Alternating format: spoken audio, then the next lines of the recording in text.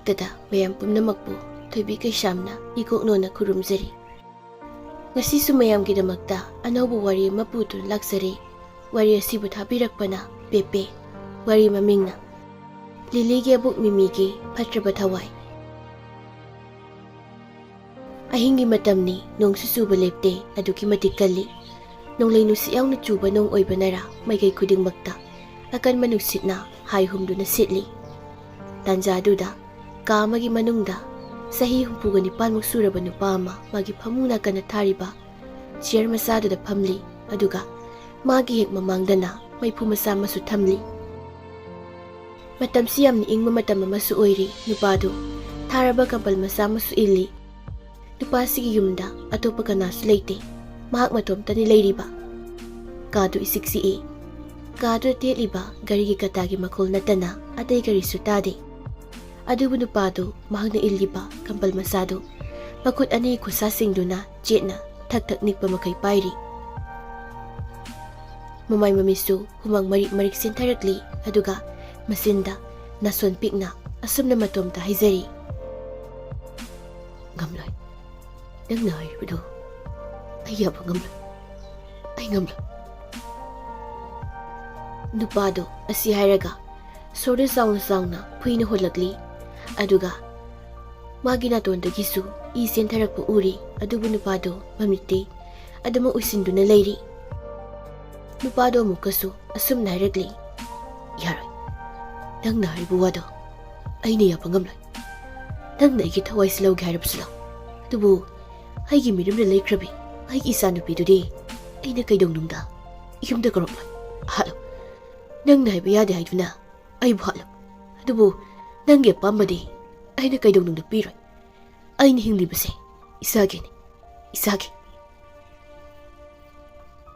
ꯅꯨꯄꯥꯗꯨ ꯑꯁꯤ ꯍꯥꯏꯔꯝꯂꯒ ꯃꯥꯒꯤ ꯑꯔꯣꯏꯕ ꯌꯥꯍꯤꯞ ꯇꯥꯟꯈ꯭ꯔꯦ, ꯑꯗꯨꯕꯨ ꯈꯪꯍꯧꯗꯦ ꯅꯨꯄꯥꯗꯨꯒꯤ ꯍꯛꯆꯥꯡꯒ ꯊꯋꯥꯏꯒ ꯍꯦꯛ ꯈꯥꯏꯅꯈꯤꯕꯒ ꯁꯦꯟꯅꯈꯤꯕ ꯃꯇꯝꯗꯨꯗ ꯅꯨꯄꯥꯗꯨꯒꯤ ꯃꯤꯠꯇꯨ ꯃꯨꯁꯨꯛ ꯃꯨꯔꯛꯂꯤ꯫ ꯅꯨꯄꯥꯗꯨꯒꯤ ꯃꯤꯠꯇꯨ ꯌꯦꯡꯕꯗ ꯌꯥꯝꯅ ꯑꯀꯤꯕ ꯃꯁꯛ ꯑꯃ ꯑꯣꯏꯔꯛꯂꯤ꯫ ꯃꯥꯒꯤ ꯃꯃꯤꯠꯇꯨꯗꯒꯤ ꯌꯦꯡꯕꯗ ꯌꯥꯝꯅ ꯑꯀꯤꯕ ꯄꯣꯛꯄ ꯇꯤꯟ ꯀꯥꯡ ꯀꯌꯥ ꯑꯃꯁꯨ ꯊꯣꯛꯂꯛꯄ ꯇꯧꯅ ꯇꯧꯔꯤ꯫ ꯑꯗꯨꯒ ꯃꯥꯒꯤ ꯍꯛꯆꯥꯡꯗꯨꯁꯨ ꯈꯨꯗꯛꯇꯨꯗ ꯌꯦꯡꯕꯗ ꯌꯥꯝꯅ ꯐꯤꯕꯝ ꯀꯥꯏꯕ ꯍꯥꯏꯕꯗꯨ ꯑꯣꯏꯔꯛꯂꯤ꯫ ꯅꯨꯄꯥꯗꯨꯒꯤ ꯍꯛꯆꯥꯡꯗꯨꯁꯨ ꯀꯅꯥꯒꯨꯝꯕꯤꯅ ꯇꯝꯊꯤꯅ ꯌꯥꯝꯅ ꯁꯥꯊꯤꯅ ꯍꯥꯠꯇꯣꯛꯄꯤꯔꯝꯕꯒꯨꯝ ꯇꯧꯔꯤ꯫ ꯈꯨꯗꯛꯇꯨꯗ ꯃꯥꯒꯤ ꯃꯈꯣꯡ ꯃꯈꯨꯠꯁꯤꯡꯗꯨꯁꯨ ꯄ꯭ꯔꯦꯛ ꯄ꯭ꯔꯦꯛ ꯇꯦꯛꯂꯛꯂꯤ꯫ ꯈꯨꯠꯁꯥꯁꯤꯡꯗꯨꯁꯨ ꯐꯠ ꯐꯠ ꯃꯈꯣꯟ-ꯀꯥꯗꯨ ꯀ꯭ꯔꯣꯛ ꯀ꯭ꯔꯣꯛ ꯂꯥꯎꯅꯒ ꯇꯦꯛꯂꯛꯂꯤ꯫ ꯗꯦꯜꯂꯤꯗꯅꯤ ꯂꯤꯂꯤ ꯃꯥꯒꯤ ꯅꯨꯄꯥ ꯔꯃꯦꯁꯀ ꯄꯨꯟꯅ ꯃꯈꯣꯏꯒꯤ ꯂꯤꯚꯤꯡ ꯔꯨꯝ ꯑꯗꯣꯝꯗ ꯁꯣꯐꯥ ꯊꯥꯔꯤꯕꯗꯨꯒꯤ ꯅꯥꯀꯟꯗꯅꯤ ꯑꯋꯥꯏ ꯑꯈꯨꯝ ꯇꯧꯅꯔꯤꯕ꯫ ꯂꯤꯂꯤ ꯔꯃꯦꯁꯇ ꯁꯥꯎꯅ ꯌꯦꯡꯂꯤ, ꯔꯃꯦꯁꯁꯨ ꯑꯗꯨꯃꯉꯥꯏ ꯂꯤꯂꯤꯗ ꯁꯥꯎꯅ ꯌꯦꯡꯂꯤ꯫ ꯂꯤꯂꯤ ꯔꯃꯦꯁꯇ ꯁꯥꯎꯅ ꯌꯦꯡꯅ ꯑꯁꯨꯝꯅ ꯍꯥꯏꯔꯛꯂꯤ, "ꯗꯥ ꯔꯃꯦꯁ, ꯑꯩꯅ ꯍꯥꯏꯔꯤꯁꯦ ꯑꯩꯈꯣꯏ ꯑꯅꯤꯒꯤ ꯐꯅꯕꯒꯤꯅꯤ꯫ ꯃꯁꯤꯗ ꯗꯥ ꯔꯃꯦꯁꯅ ꯌꯥꯅꯤꯡꯗꯕꯒꯤ ꯃꯔꯝꯁꯤ ꯀꯩꯅꯣ?" "ꯂꯤꯂꯤ, ꯑꯩꯅ ꯍꯥꯏꯔꯤꯕ ꯋꯥꯁꯤꯁꯨ ꯀꯌꯥꯝ ꯑꯀꯥꯏꯕ ꯌꯥꯎꯒꯦ? ꯅꯪ ꯑꯃꯨꯛꯇ ꯈꯜꯂꯨ꯫ ꯅꯪꯅ ꯍꯥꯏꯕ ꯋꯥ ꯈꯛꯇꯅ ꯆꯨꯝꯃꯤ ꯍꯥꯏꯅꯗꯤ ꯈꯟꯒꯅꯨ, ꯑꯩ ꯃꯗꯨ ꯌꯥꯅꯤꯡꯗꯦ꯫ ꯑꯩꯅ ꯍꯥꯏꯔꯤꯕ ꯋꯥꯁꯦ ꯗꯗꯥꯅ ꯌꯥꯝ ꯂꯥꯟ ꯎꯔꯦ꯫ ꯍꯣꯏ, ꯗꯥ ꯔꯃꯦꯁꯅ ꯍꯥꯏꯔꯤꯕ ꯋꯥꯗꯣ ꯂꯥꯜꯂꯦ ꯍꯥꯏꯕ ꯅꯠꯇꯦ, ꯑꯗꯨꯒ ꯑꯩꯅ ꯍꯥꯏꯕꯗꯨ ꯆꯨꯝꯃꯤ ꯍꯥꯏꯕꯁꯨ ꯑꯩ ꯍꯥꯏꯈꯤꯗꯦ꯫ ꯑꯩꯅ ꯍꯥꯏꯖꯕꯗꯤ ꯈꯔ ꯈꯟꯊꯕꯤꯌꯨ ꯍꯥꯏꯕꯅꯤ꯫ ꯑꯩꯈꯣꯏꯅ ꯍꯧꯖꯤꯛ ꯂꯩꯔꯤꯁꯦ ꯃꯤꯔꯝꯅꯤ, ꯅꯪ ꯑꯩꯒꯤꯅꯤ ꯍꯥꯏꯕꯗ ꯀꯅꯥꯁꯨ ꯂꯩꯇꯦ, ꯅꯪ ꯑꯩ ꯅꯠꯇꯅ꯫ ꯑꯩ ꯑꯃ ꯅꯪ ꯑꯃ ꯀꯔꯤꯅꯣꯃ ꯇꯧꯔꯦ ꯍꯥꯏꯔꯗꯤ ꯄꯤꯛꯂꯤꯕ ꯏꯆꯥꯁꯤ ꯀꯅꯥꯁꯨ ꯂꯩꯇꯦ꯫ ꯑꯗꯨꯒ ꯁꯤꯗ ꯂꯩꯔꯛꯂꯤꯁꯦ ꯏꯕꯥꯅꯤꯒꯤꯅꯤ ꯍꯥꯏꯕꯗ ꯀꯔꯤꯁꯨ ꯆꯥꯎꯈꯠꯄ ꯂꯩꯇ꯭ꯔꯤ, ꯍꯦꯟꯅ ꯑꯗꯨꯝ ꯁꯣꯟꯊꯔꯕ ꯉꯥꯛꯇ ꯑꯣꯏꯅ ꯇꯧꯔꯤ." ꯔꯣꯃꯦꯁ ꯁꯣꯔꯗ ꯑꯃꯨꯛꯇꯪ ꯁꯥꯡꯅ ꯍꯣꯟꯗꯣꯛꯏ, ꯑꯗꯨꯒ ꯑꯁꯨꯝꯅ ꯍꯥꯏꯔꯛꯂꯤ, "ꯐꯔꯦ, ꯅꯪ ꯅꯥꯅꯤꯡꯂꯤꯕꯁꯤ ꯀꯩꯅꯣ? ꯑꯩ ꯌꯥꯔꯒꯦ꯫ ꯑꯗꯣ ꯑꯩ ꯁꯤꯃꯗꯤ ꯍꯥꯏꯅꯤꯡꯉꯤ, ꯑꯩꯈꯣꯏ ꯑꯅꯤꯒꯤ ꯏꯆꯥ ꯌꯥꯏꯐꯕꯁꯦ ꯆꯍꯤ 1-2 ꯁꯨꯕ ꯐꯥꯎꯕꯗꯤ ꯑꯩ ꯃꯐꯝꯁꯤꯗꯗꯤ ꯂꯩꯅꯤꯡꯕꯅꯤ." "ꯍꯣꯏ, ꯑꯩꯁꯨ ꯈꯪꯉꯤ ꯗꯥ ꯔꯃꯦꯁꯀꯤ ꯑꯄꯥꯝꯕꯗꯣ, ꯑꯗꯣ ꯃꯗꯨꯅ ꯑꯩꯈꯣꯏꯒꯤ ꯇꯨꯡ ꯀꯣꯏꯕꯗꯤ ꯌꯥꯔꯣꯏ꯫ ꯑꯗꯨꯅꯅꯤ ꯑꯩꯅ ꯌꯨꯝꯗ ꯂꯩꯔꯨꯔꯁꯦ ꯍꯥꯏꯔꯤꯁꯦ꯫ ꯌꯨꯝꯗꯣ ꯍꯧꯖꯤꯛꯇꯤ ꯄꯥꯕꯁꯨ ꯂꯩꯇ꯭ꯔꯤ, ꯏꯆꯤꯛ ꯆꯤꯛꯏ, ꯏꯪꯈꯣꯜꯗꯨꯁꯨ ꯏꯉꯦꯅ ꯍꯥꯏꯕꯗ ꯅꯥꯄꯤꯅꯅꯦ, ꯌꯦꯡꯁꯤꯟꯕꯤꯅꯕ ꯂꯩꯇꯕꯅ ꯎꯂꯣꯏꯅ ꯁꯣꯡꯂꯦ ꯍꯥꯏ꯫ ꯑꯗ ꯑꯩꯈꯣꯏꯅꯤ ꯃꯐꯝꯁꯤ ꯊꯥꯗꯣꯛꯇꯨꯅ ꯆꯠꯂꯁꯤ, ꯑꯗꯨꯒ ꯑꯗ ꯃꯅꯤꯄꯨꯔꯗ ꯑꯩꯒꯤ ꯏꯄꯥꯅ ꯊꯝꯕꯤꯔꯝꯕ ꯂꯩꯔꯝꯕ ꯆꯥꯎꯔꯕ ꯏꯪꯈꯣꯜꯗ ꯑꯗ ꯏꯕꯥꯅꯤꯒꯤ ꯑꯅꯧꯕ ꯄꯨꯟꯁꯤ ꯃꯍꯧꯁꯥ ꯍꯥꯏꯕꯅꯤ ꯔꯣꯃꯦꯁ ꯁꯨꯛꯂꯞ ꯇꯧꯅ ꯍꯥꯏꯕꯗꯤ ꯂꯤꯂꯤꯅ ꯍꯥꯏꯕꯗꯤ ꯑꯥꯗ ꯂꯩꯔꯒ ꯃꯇꯝꯒꯤ ꯏꯟꯁꯥꯡ ꯅꯥꯄꯤ ꯎꯍꯩ ꯀꯌꯥ ꯊꯥꯖꯤꯟꯕ ꯑꯗꯨꯒ ꯌꯦꯟ ꯉꯥꯅꯨꯁꯤꯡꯁꯨ ꯈꯔ ꯂꯣꯏꯕ ꯇꯧꯔꯒ ꯉꯝꯅꯕ ꯆꯥꯎꯈꯠꯅꯕ ꯍꯣꯠꯅꯁꯤ sida layraga nungtigi thabak tirine haiduna nangi kay haini friend haigadoribra natraga jiep haigadoribra khangdabi me leidaine chanu haibido adu chatsatana laidu sarupudi Romesh tu tumi leirambadagi Lili gi aroiba wahaiduda saugalakli Romesh sauna Lili yare nangna pamlibudo adudum tawrasi hauki wasingdo amu puthoknadrasu pare ai thaba amta chathokluki halaklaga nangna sasayabado adugi nimitu khanarasi asni haraga Romesh sauna thokre Lili Romesh na thokrabada magi tungda thariba sofa da pamtharakli aduga karigumba haukro wari maning singlakli Lili Romesh amadi magi haukiba thokdokara mitmangda thoklibagumna urekli matamsi ningthamthagi inglav matamni lambida kana sanadraba thoknadra matamni isiksikli adubu Lili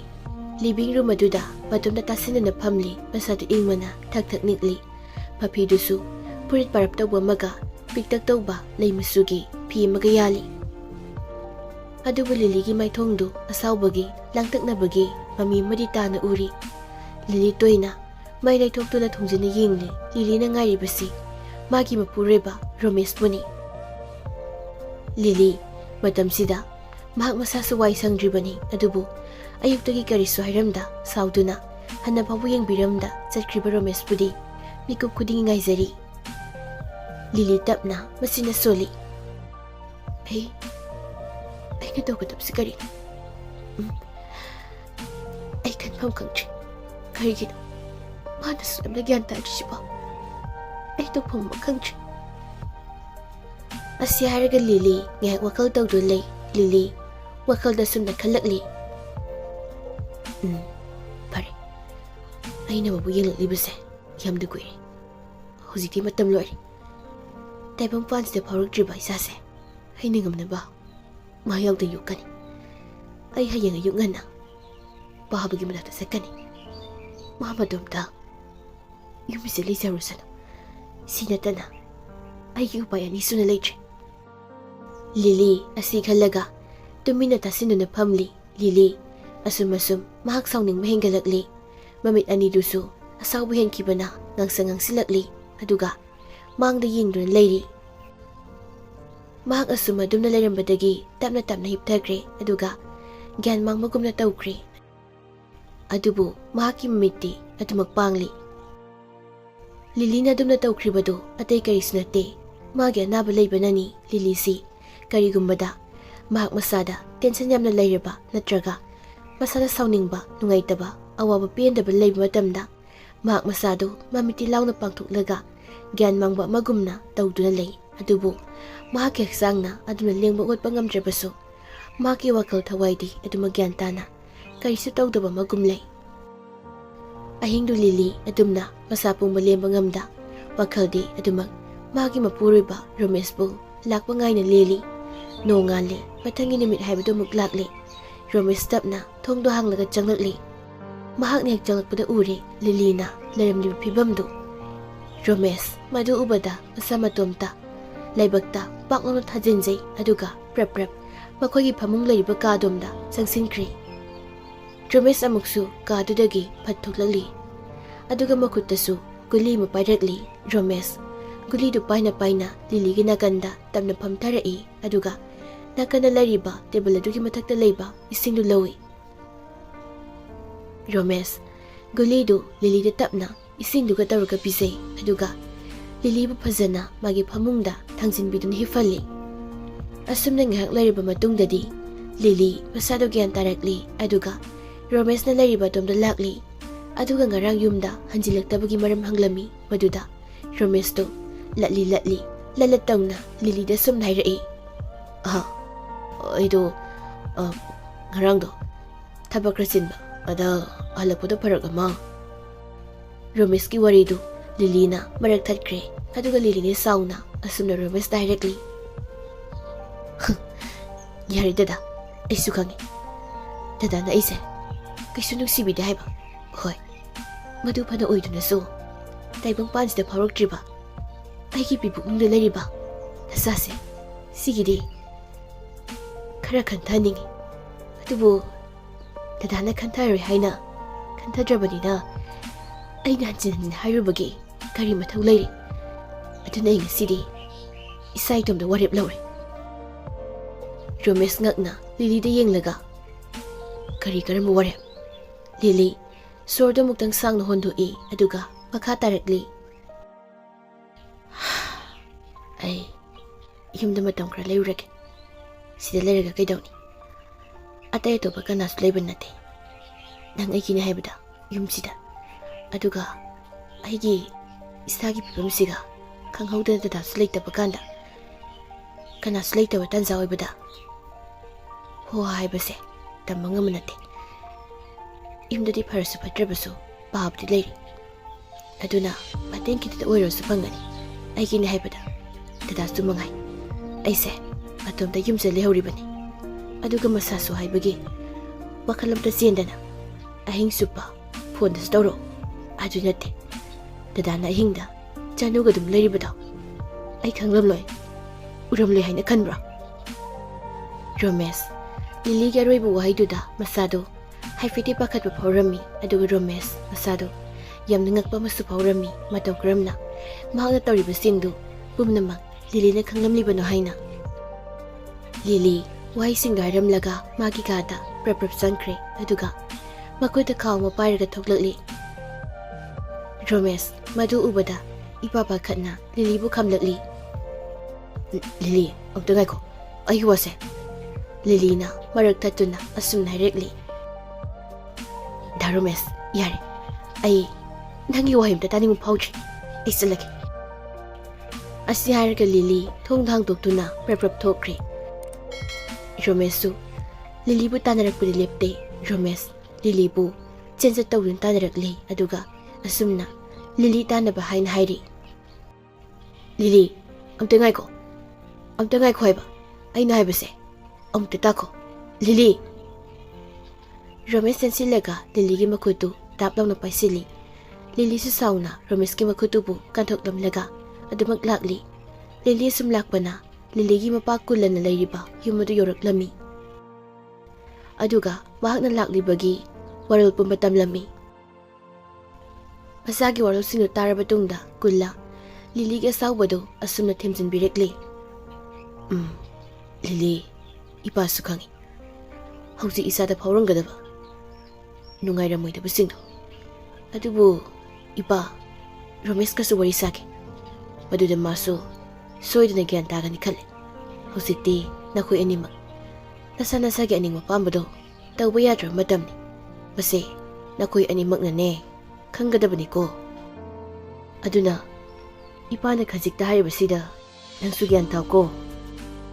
asumna Lili amadi kulla makhoi anina wari sanaduna leiringai tanjasida thongna kanna thilakpagi makol tarakli makulda tapada Lili mapa kullada chingna miyeng amaga loinana yelakli aduga asumna hairakli baba thong hanganu ko Lili gi waiduda kullana chaithalai taningde ko tumina leyo kulla asi hairam laga thongdo hangba thokre kullana thongdoi hangbaga leplamni misaktu Lilina chingnaramli badama oiramli Romesh tapna nontaduna kullabu khurami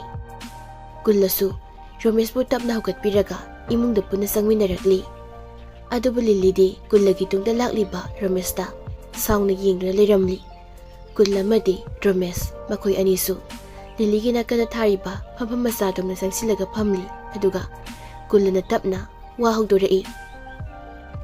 kulla mangna thariba tebal masadu yenglaga sorta sangna mutang hondoklaga asumna hairakli iba wa khra haike nakhoi anima pukning sangna tagani haina ipana khali hausina khoi anima nasan yanaduna yumba lambisida khongdakrabani leibak miyam khangna chauna luhongduna aduga mana nakhoi animak tasiyeng na ngairabani mapa mama haibado oigadaba Romes kulana haribu wasingdu munatari adubi Lili kulana haribadu tarabaso asawbudi fatabana Romesta mamit khana yengduna leiri kulladi dumak mage haifam thokpadu hairi aduna ibadi nakhoi animak wakhal muna khanthaningi taibang panbasi karino khangzadribana sa sigi khanduna nakhoi animak kainaba lapthoknaba haibado tawhaningdi Romes nasaidagi kulan haibasingdu muna tarambadagi tapna asumna hairikli Baba Lili ay soikri ayna tawribasingdo ay lali nakoy nagi ngakpipam thoktraba irasi amukta ngakpiyo asi hairaga Romes mamaydo non thaki kulla tapna adunida na isasidi isana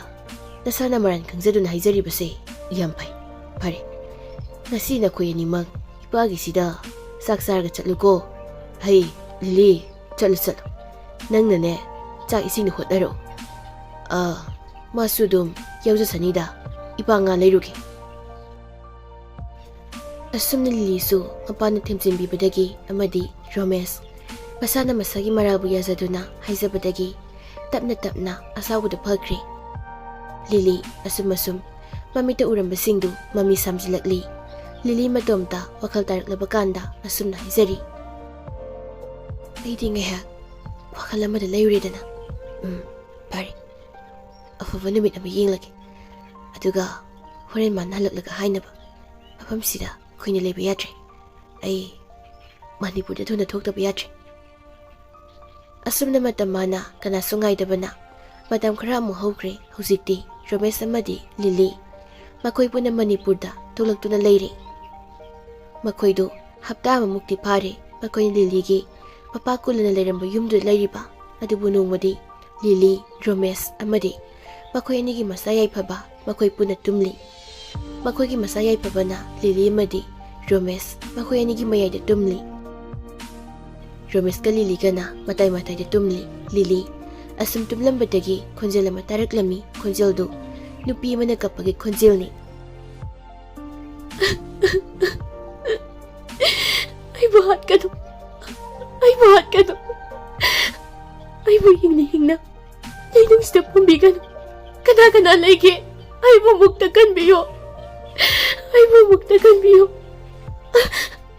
kan biyo Lili tarakliba khonjelduna mamito pakhatna pangthorai aduga kaduge koibadu puyeng adu khanghaude kadu lairiba thongnaudu krek haiduna sanarakli aduga thongnaudu yaliba padaradusu amulu sina kana sipaki sahumna humjilakpa gum tawri pre haiduna humli Lilidu tarakliba khonjel amadi tarukli mataw anidu punsingkiduna pakhatpani punsingkhri Lili kibana mamitu amu sejat usili Lilina mamit anidu usingkibaga taramliba madi tarun bisingdu amuk chap lepkri Lili tapna mamitu mupanglakli aduga akoibadu yengli Lilina ngasaidagi tariba uribasingdu Romes amadi yaifaba makhoi anidi karisu tadaba karisu tawdaba magumna ningaidana tumli Lilina sumakoibadu yenglambadagi mamit mana sapsap yungi yengi badomda adum yengdu leikri Lilina adum leikri badu atay karigi sudate Lilina hibli badu dagi hikmatakta lariba pina duda kana gumbima pasami papana amit anidusu musuk muri masadusu ngorok ngawi aduga musuk muraba amit anidu dagi isu marik sentarakli aduga masapum badusu angabu pizong na leitengli nupidu Lili ni hibli pamungdugi matakta lariba pina duda nupidu makhong ngayan tatuna pamli aduga hik sukapli nupidu kapna asumna hairi Lili haugatlo Lili Aina nang pangarap ni Masikoy. Ay nang bungay bagamdre Lili. Husiti nang sulak. Ay wari sasi. Hagalo. Hagalo Lili. Nang hagalo. Lili do madu ubada pakat pa akiba ani punsingkiduna. Magi anabado amuk haukiduna. Gyan mangduna mamitu. Iraw lang na pangdaga laikre. Adubu Lili gi hakjangna adum laikrabasu. Magi Thawai adumak. Taobirako adumak yengli khangli.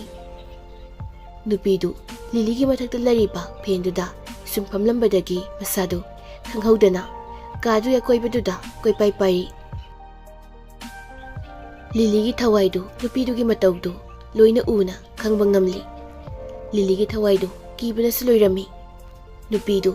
kadu da koipai paina asumna hongna kapli. Lili, ay di nang mungay bada, kaya da waduri. Chahi kumsa kaya no, ay di nang mungari basa. Hausikti, nang sulakli, ay kisa do piro, kaday, ay kisa yengi, ay kisa piyo Lili, isa do,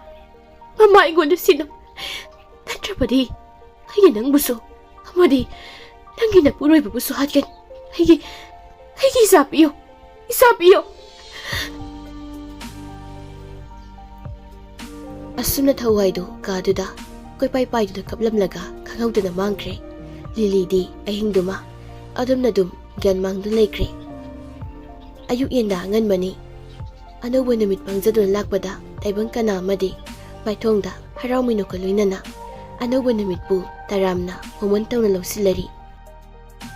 Lili di kagi thongnawdagi humjilakpa ayuki inglaba nusitna masada yerakpada mamitu tapna panglakli. Lili ngahagdi miku kharadi akoibadu yengdu lay adubu Lili khanghaudi masadu phukawgalakiba. Mahak mamay mamitu tap paidu nali aduga amok supli paisuptu phat haidoi Lili masadu ipapakhatna masabu hongna kaurakli. Yay phaba Dharames yay phabadi ahi sadi asi hariga kaduda koisen cheli Lili kaduda masabu tiba phanglaktrabada thongda hangdokdan tholai. Lili thangna makhongthangdu chaplepi uri kitchenda Romesh na masayay phababu makhutna mana pamduna noknokdana makhutna mamana teptagi ising yaribadu. Yay phabasu Romesh na karibu hairiba karamnu bharawhaliba mapadu yenglaga yamna thawai tana nokjari. Lili madu ubada sordu sangna hondokjai masada leremba akiba pakatpa khuding tapna phathajai. Lili tapna bathroom sangkre. Romesu Lili bhai fit uhobanina yaiphabada asumna hayauri. Ihai tu mama sogaikre nangne preso boloiraga mama ga puna leminaramuko mama se asanu gaitabane aduna ngasidi lamhenba yadeko. Romesh na asumna masada hairingaida Lili do bathroom dagi iruzaba loiraduna amuk thokre. Asumna sumhaukibana chaising toklaba matungni Lili Romesh makhoi ani punna yaiphababu phasna tumhalamlaga living room adomna laklaga phamli. Lili na tapna Romesh ta wahawdoi. Da Romesh aw aido aina haigda wasibu da Romesh nangna thasabiroidra Madumade khangdi thajadabase aina haisimane haina hairpuse ada ai isa sem kir. Romesh Lili gi wai singda Lili da bisum khasik suni yelakli aduga mangaktu tapna namlakli hayo haibagi matagumna Lili su tapna dumak makha darakli. Karangdo ahinga thengmada asi haraga Lili ngarang ahingda thokriba mangna ukriba singadu loina Romesh amasadu thak nikpa makai haizari. Romesh Lili gi wai singdu mahak thazabadi ngamdab maramna noklaga Lili da sumna hairakli. Lili nati nangi wari se ngarang ahinga amata tumdabi wakhag yam wana sagalaga lira iro sigiri daidi ꯅꯣꯛꯄꯗꯤ ꯌꯥꯗ꯭ꯔꯦꯃꯤ ꯄꯨꯛꯀꯥꯁꯦ ꯂꯣꯏ ꯅꯥꯔꯦ ꯑꯩꯗꯤ ꯅꯍꯥꯟꯈꯩꯁꯦ ꯈꯪꯕꯨ ꯈꯪꯍꯧꯗꯦ ꯑꯩꯒꯤ ꯅꯨꯄꯤꯁꯦ ꯋꯥꯔꯤꯒ ꯁꯥꯒꯠꯂꯒ ꯂꯤꯕ ꯍꯩꯌꯦꯁꯦ ꯂꯤꯂꯤ ꯃꯍꯥꯛꯅꯗꯨ ꯀꯤꯖꯅ ꯃꯁꯥꯒꯗꯨ ꯊꯛ ꯊꯛ ꯅꯤꯡꯅ ꯍꯥꯏꯖꯔꯒ ꯔꯣꯃꯦꯁꯅ ꯑꯗꯨꯝꯅ ꯅꯣꯛꯊꯣꯔꯛꯄꯗꯨꯗꯗꯤ ꯃꯍꯥꯛ ꯃꯁꯥꯗꯣ ꯁꯥꯎꯅꯤꯡꯕꯅ ꯂꯣꯏꯈ꯭ꯔꯦ ꯂꯤꯂꯤ ꯁꯥꯎꯅ ꯃꯃꯤꯠꯀꯥꯗꯣ ꯐꯩꯅ ꯔꯣꯃꯦꯁꯇ ꯌꯦꯡꯂꯤ ꯑꯗꯨꯒ ꯑꯁꯨꯝꯅ ꯍꯥꯏꯔꯛꯂꯤ ꯗꯥ ꯔꯣꯃꯦꯁ ꯑꯩꯅ ꯉꯁꯥꯏꯗꯒꯤ ꯑꯁꯨꯛꯀꯤꯅ ꯀꯝꯂꯥꯀꯥꯁꯦ ꯊꯛ ꯊꯛ ꯅꯤꯛꯄ ꯃꯈꯩ ꯂꯤꯔꯤꯕꯁꯦ ꯐꯥꯒꯤ ꯇꯥꯊꯣꯛꯄꯤꯔꯤ ꯊꯥꯖꯗ꯭ꯔꯗꯤ ꯊꯥꯖꯗꯦ ꯑꯗꯨꯝ ꯍꯥꯏꯕꯤꯌꯨ ꯑꯩ ꯀꯩꯁꯨ ꯁꯥꯎꯔꯣꯏ ꯑꯗꯨꯕꯨ ꯑꯗꯨꯝꯅꯗꯤ ꯇꯧꯗ꯭ꯔꯁꯨ ꯔꯣꯃꯦꯁꯇꯨ ꯂꯤꯂꯤꯅ ꯑꯗꯨꯝꯅ ꯁꯥꯎꯅ ꯍꯥꯏꯔꯛꯄꯗꯨꯗꯗꯤ ꯅꯣꯛꯂꯝꯕꯗꯨ ꯂꯦꯞꯈ꯭ꯔꯦ ꯔꯣꯃꯦꯁ ꯇꯞꯅ ꯃꯥꯅ ꯅꯣꯛꯅꯤꯡꯂꯤꯕꯗꯨ ꯐꯥꯖꯤꯟꯖꯩ ꯑꯗꯨꯒ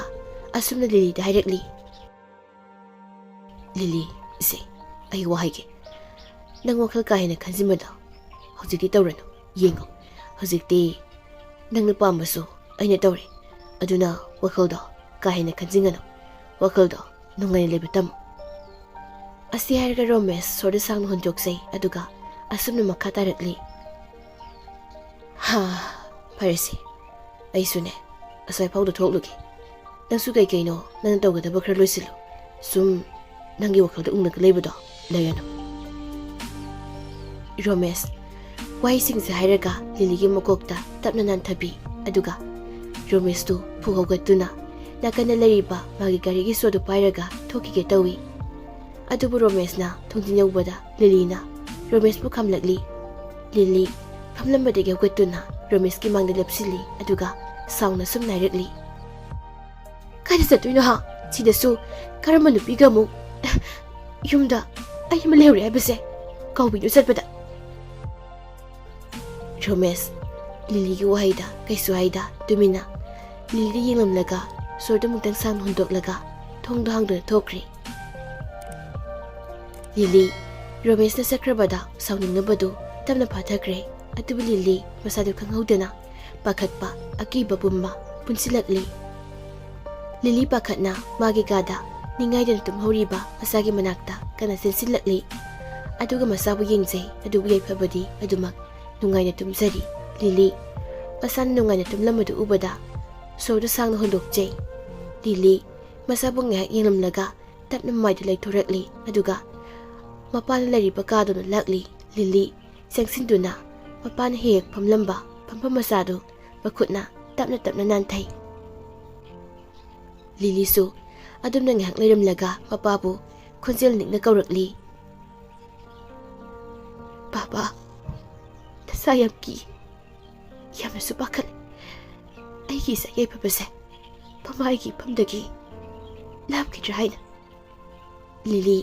ꯑꯁꯤ ꯍꯥꯏꯔꯒ ꯃꯈꯥꯗ ꯐꯝꯊꯗꯨꯅ ꯑꯀꯤꯕ ꯄꯥꯈꯠꯄ ꯑꯅꯤ ꯄꯨꯟꯁꯤꯟꯈꯤꯗꯨꯅ ꯄꯦꯟꯅ ꯀꯞꯊꯣꯔꯛꯂꯤ ꯂꯤꯂꯤ ꯑꯁꯨꯝꯅ ꯀꯞꯅ ꯀꯞꯅ ꯍꯥꯏꯔꯛꯂꯤ ꯑꯩ ꯍꯧꯖꯤꯛ ꯀꯩꯗꯧ ꯍꯥꯏꯕꯅꯣ ꯀꯔꯝꯕ ꯏꯊꯥꯗꯒꯤ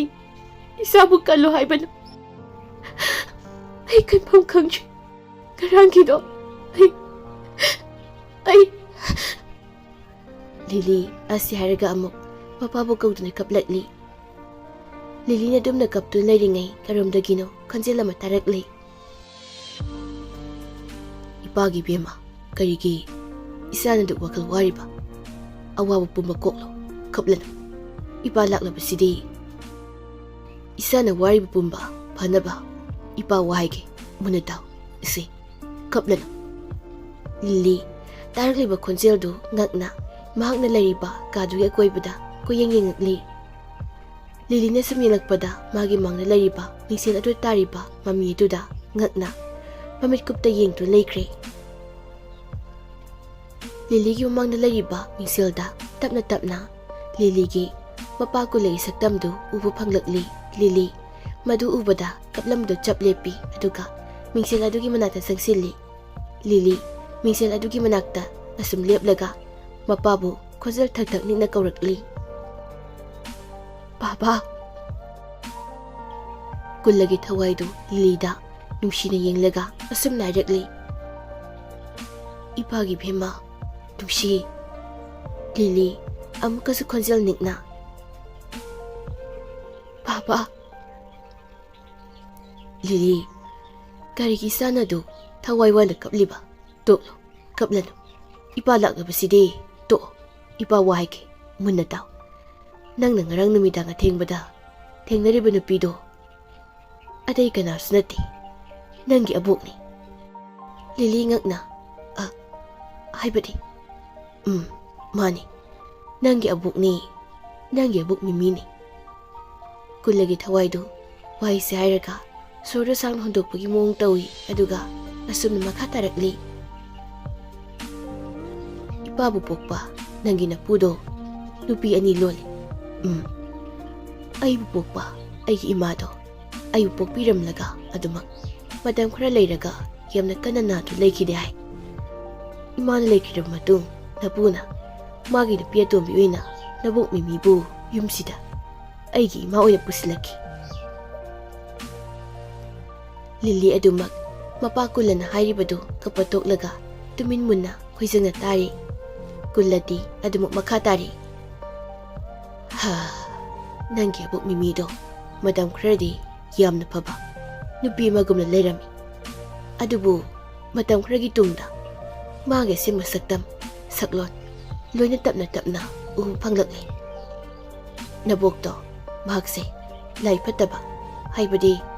mahakna Lai sanaduna mi kayagi punsibu mahakna loisinduna thawai singdubu amu mana amu phajin punsindu sanaba mahakna adumna tawbadagidi laikai sigi miyoi singse nongmagi asum toina sijilaki napusu adum khanglaki nongmadi napudo sauning mana naboki manata laklaga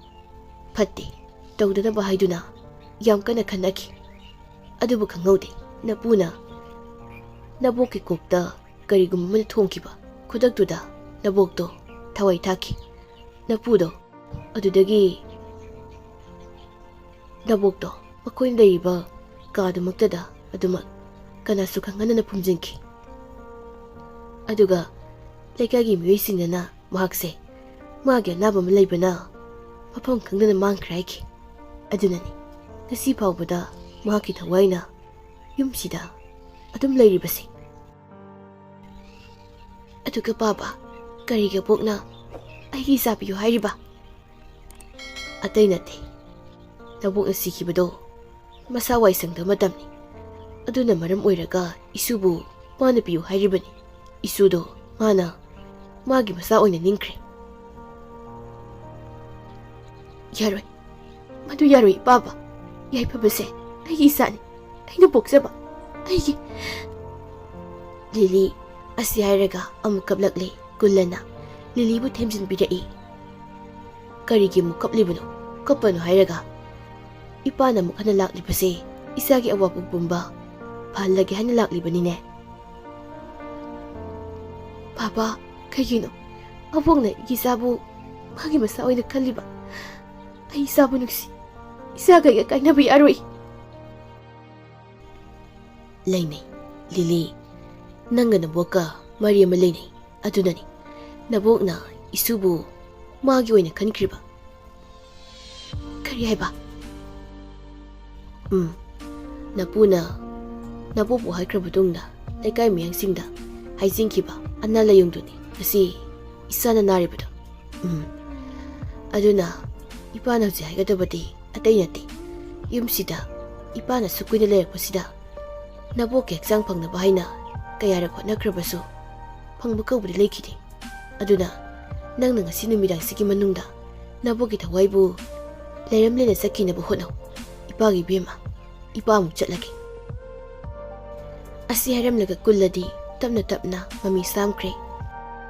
Asum na Lili, mapagi kadagi, kaptuna, mapabuning singnon tulakli. Adubu kanghaude, karumdagino, Lili ki Abok, papa na hairambado, yumduda, koy pay-payduna, kana naulagli. Lilidu, madu ubada, masado yam na pakatli. Lili ki Abok mimidu, kana noklaga, asum na hairikli. Lili, Abok ki Lili, hausikti, ay si kanano haibado, kanglamlani, nangi na pakulan haibadagi. Ay say,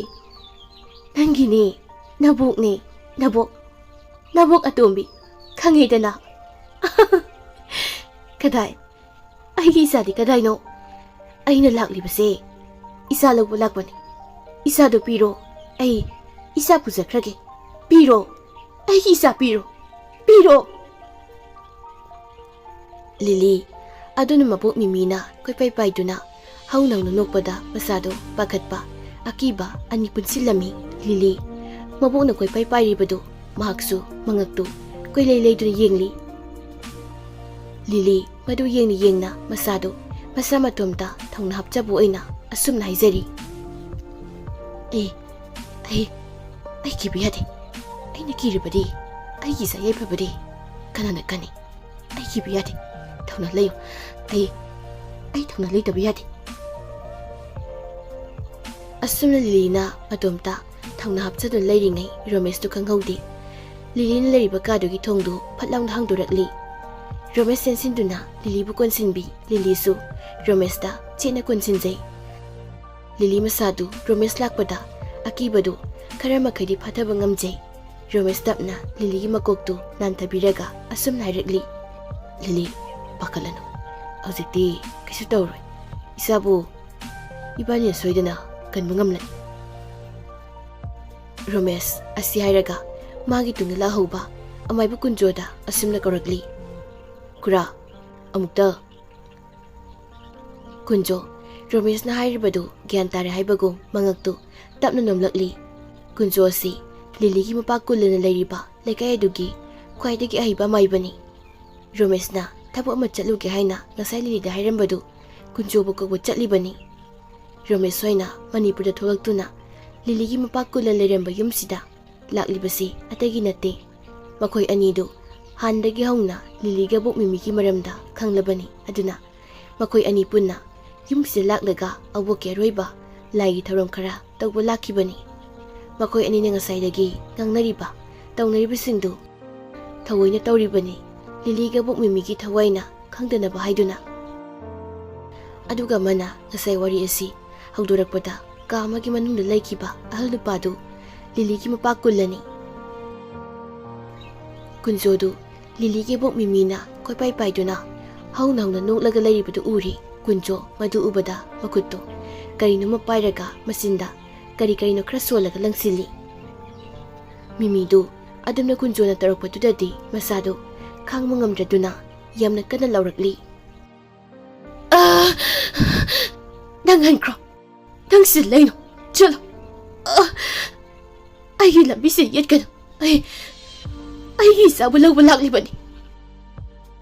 Mimido, asi haraga, kaduda,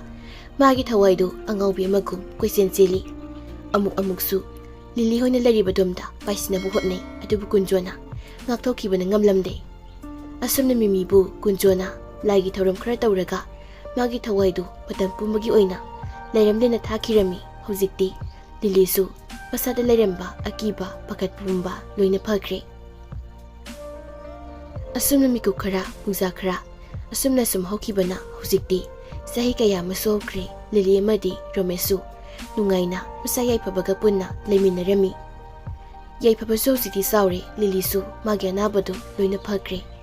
Aduba Lili, nasipaw ba, magi Oiba wa amadi, loto na, adu magtamli. Lili si, mahang na hing tumamatamsi, magi Thawai si, magi aksangdagi tholagto na, Atopa, tungay matay bang amada, chat pangamba, amadi, magi akoy bata layriba, apaba, Fattraba-Thawai pumba, loy na uba, kang mangamba sini. Asum na Lili, magi Thawai na, haksang na itolak matamda, magi mapagaso, hihik unarami.